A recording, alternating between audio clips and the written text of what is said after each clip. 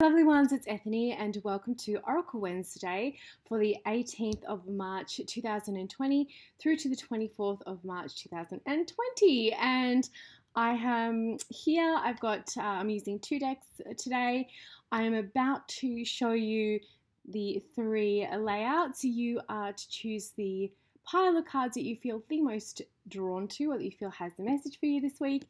You're going to come back, you're going to see me, I'm going to show you the cards and go through your messages. So let's go and select those cards. Okay, so here are the three piles of cards. Starting from left to right, we have group number one, or pile number one, pile number two, and pile number three. So you are to pick the one that you feel the most drawn to, and then let's go and see your messages revealed. Welcome back. So group number one, pile number one, group number one, your cards this week are the Child of Pentacles and the Star. So this week, it is a reminder from Spirit that it is okay to fumble a little bit, to try some things, and to stumble at the start line or the finish line. I've done both those things. I'm an expert at falling upstairs. What a skill. What a skill. But there are times when, we're going to try something without success, we're going to fail. And that is where we have growth and where learning takes place and practical learning takes place, where it really sinks in because it's first-hand experience. And it is also one of those funny side effects of being a human. This week, you may find that you're not making a lot of progress, or progress is slowing down. If this is happening and you're finding that you're stalling or tripping or things feel really blocked, you're being asked and guided by Spirit to slow down. Keep your solutions as simple and as easily accessible as possible, so that you are not complicating things on top of this stall or slowdown, and to trust yourself as much as possible. So knowing that even if you do stuff up or something is wrong, you have got all of the knowledge and skill and resources to fix it and to pick things up and keep going. One of the big things about failure or worrying about fear of failure is knowing that no matter what happens with you trying, is that it's going to be okay in the end. Ground your body to the earth, so do grounding exercises, grounding visualization and meditation. Go take your shoes off and walk in the grass or in the earth. Go hug a tree. Use some grounding sprays or techniques. And then reach and connect your higher chakras to your guides so that your intuition is wide open. We have this beautiful connection between these cards this week, of one being very earthed and simple, in the little Child of Pentacles, and then one being very ethereal and very guided and spirit-like in the Star. So having that beautiful channel and connection open this week so that you're feeling very trusting in what is coming through. And you're going to find that when those two channels are connected, everything that comes through is a very practical response to whatever, divine, but also a practical response to whatever you are facing. Sometimes we find also with these stalls is that things are better because a better offer comes along or a better solution comes along when there's been a little bit of time left. And divine timing is often on our side when things don't go as planned or when we screw up. Sometimes a small stuff up or a small fumble at the beginning actually saves you from a massive one later on. Something that I really enjoyed about some work that I did in the corporate world and some training that I did was, you only really, if you have a task like learning something new, often you only have to do that hard thing and really concentrate, or do things the hard way with lots of, fixing things the first time around, and then it gets a lot easier. So remember this week, ground, connect as well. So ground your body, connect your spirit, Keep things simple, slow down, don't get frantic and stress, because that's going to do nothing but make things harder, and every little fumble is going to start feeling worse and worse when really it's not that bad. And allow for divine timing to actually play a part this week. Group number 2, your cards are the Emperor and the 5 of Pentacles. So for you this week, you are being asked to be a real leader, and leaders do not have to be managers or people who lead in their professional capacity. How you act this week shows the world what you are made of and who you really are. I love this saying for absolutely everything. I do a lot of relationship readings, which are my favorite. And it's always, never mind what people say, always look at what they do and you'll find out who they are and what their real intentions are. It's an important thing for you to keep in mind this week in regards to how you're acting and being really responsible for your own action and interaction in your daily work. There is no scapegoating. There is no, buying into panic and that being an excuse for being a shitty human being. You can be a leader in kindness and compassion and be an example to everyone around you on how, you want to be in this world.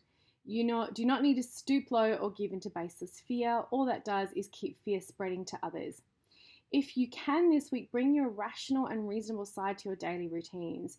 That is something that the Emperor is very, very good at. So actually putting in little practices throughout your day, checking in with yourself, am I getting carried away, doing mantras, recognizing loops when you start to maybe go into a spiral or start to loop your thoughts, going, okay, I need to do something to interrupt that, go for a walk, etc.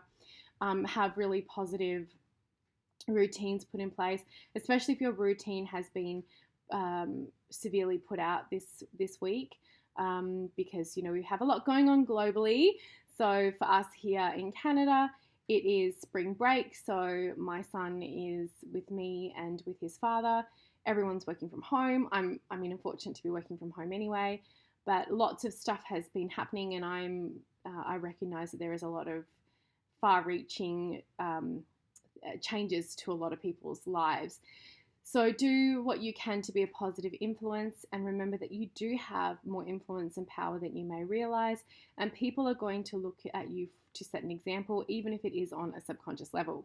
Set boundaries and lead through your acts of kindness this week, and remember there is really, when we go into this lack mentality, which is this 5 of Pentacles, and we feel like we are going to be locked out or treated badly, remember there are people who are really in danger and are the ones that we need to be really taking care of through our kind and compassionate acts this week.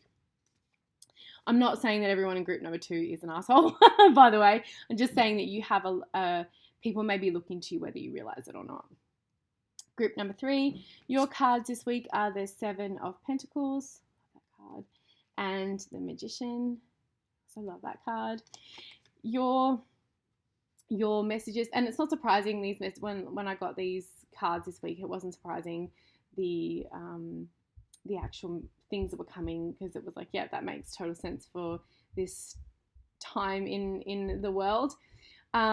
Things are changing rapidly in the world right now, and this is very much of the likes of many of us have never seen before. While things are uncertain and things are going to be uncertain for a while and changing, remember what you do have control over in every moment. Create the space that you wish to be in for yourself and others. Plan with a considerate mind, and be okay with things changing. Breathe. Big thing about this is to breathe and remember to be in your body, to be really clued in to how you're feeling.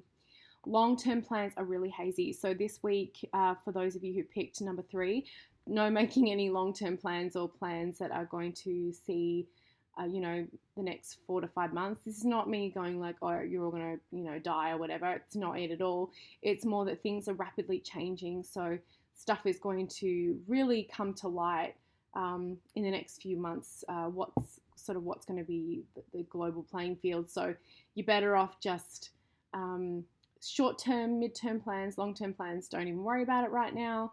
And if you try to clutch onto those long-term plans and you try to clutch onto controlling every aspect of what's going on in your life right now, you are going to find that that need for control and that need to create this sense of security externally and not internally is going to leak into other unexpected areas of your life, like buying carloads of toilet paper for no reason.